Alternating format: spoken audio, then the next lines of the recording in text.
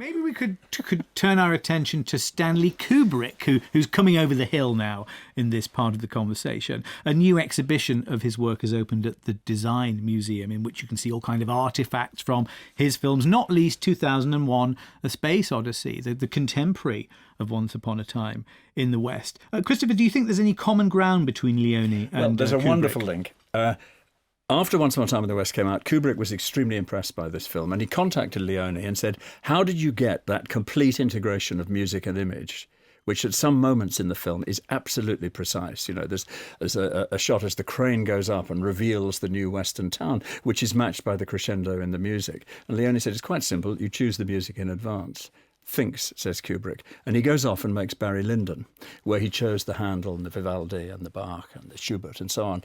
I think that the duel at the end of Barry Lyndon, which isn't in the novel by Thackeray, is actually taken from Once Upon a Time in the West. It's very, very similar. All the rituals, I mean, it's 18th century rituals, so it's flintlock guns. Shame you didn't have someone as good as Henry Fonda in the lead role, but that's another conversation. No, but so there is an amazing link. It's well below the visual threshold of most Kubrick scholars who wouldn't imagine Leone was in the same universe. But I actually think that that's probably correct. Do you know, one of the interesting things, having gone to see the Kubrick exhibition, was, you know, Kubrick has that reputation for being cold, and I've always kind of gone along with that. And yet, going into that show and seeing the love that was lavished on the unmade Napoleon and the care and the detail, and how a film like Spartacus, whatever his problems with the Hollywood studio system, is such a moving film about the small man standing up against the system. Tell us about what's there that summons that great unmade project. Yeah, well, of first, his Napoleon. I just would say it transforms your view of Kubrick if you think, oh, he's cold.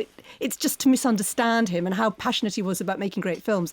But for me, the best thing is you walk into the first room, which is actually about his early career and about Napoleon, which is the great unmade film. It has hundreds of his many books. It has this amazing mapped out structure. He had cards where he would write on every single detail of what was going on in Napoleon's life, letters to Oscar Werner and Audrey Hepburn. He'd cast the film. Murray Melvin told me he was going to be Tsar Nicholas in it. So it's this great what if.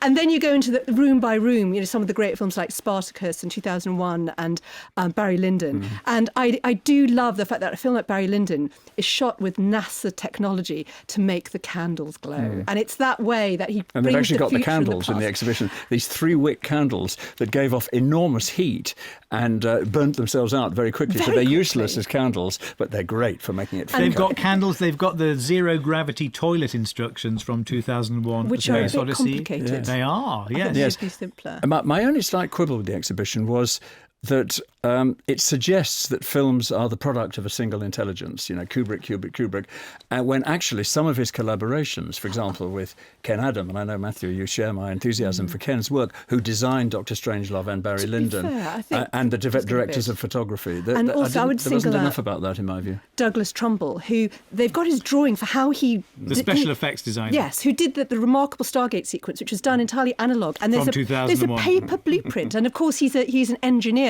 So he worked it out on paper. He drew a blueprint, and it is an analogue creation. And I think there is a recognition of how he found kindred spirits who worked things out. And I think the thing about Kubrick that gets me is he's a master of the analogue. He makes the analogue infinite. And I think no one has done that since, have they?